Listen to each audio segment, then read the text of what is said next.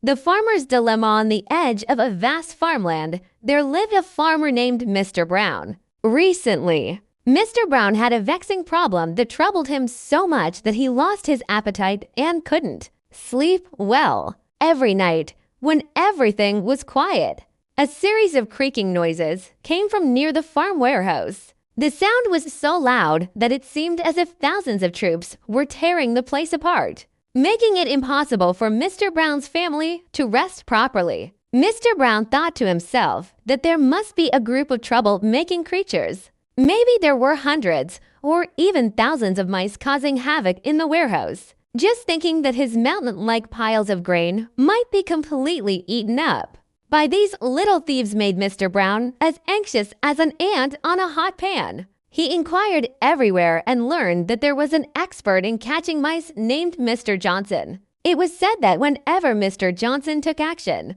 no matter how rampant the mouse infestation was, he could easily handle it. Mr. Brown quickly got in touch with Mr. Johnson and said in a flurry, "Mr. Johnson, you've got to save me. There are probably hundreds of mice in my warehouse. They make such a racket every night that I can't live a normal life.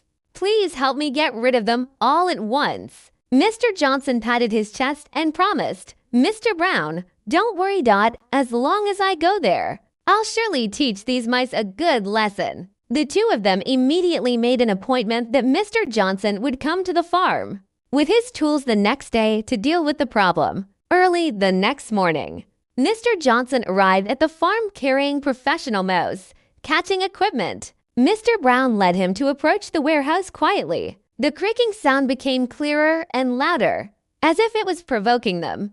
Mr. Johnson held his breath, waited for the right moment, and suddenly opened the warehouse door. He set up mouse traps and glue boards all at once, waiting for the mice to fall into the traps. However, after working hard for a long time, there was not a single sound in the warehouse. Those mice seemed to have vanished into thin air. Mr. Brown and Mr. Johnson were very puzzled and decided to search the warehouse carefully. After looking for a while, Mr. Johnson suddenly shouted, "Mr. Brown, come and take a look." Mr. Brown ran over and saw the fat field mice in the corner, staring at them with round eyes, full of fear. Mr. Johnson smiled and said, "Mr. Brown, look, it's these two fellows causing all the trouble.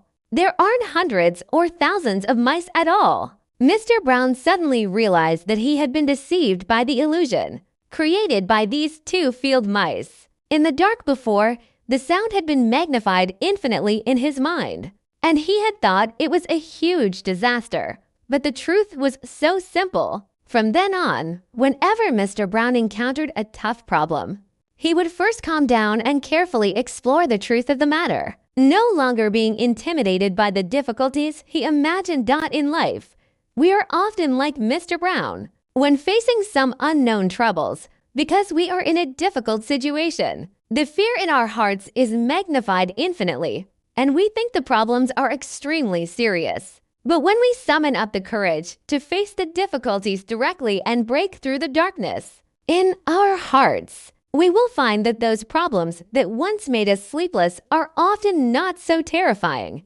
The next time you feel trapped by a problem, you might as well think about the story of Mr. Brown and those two field mice. Look at the problem from a different perspective. Maybe the big trouble that has been bothering you is actually just a minor episode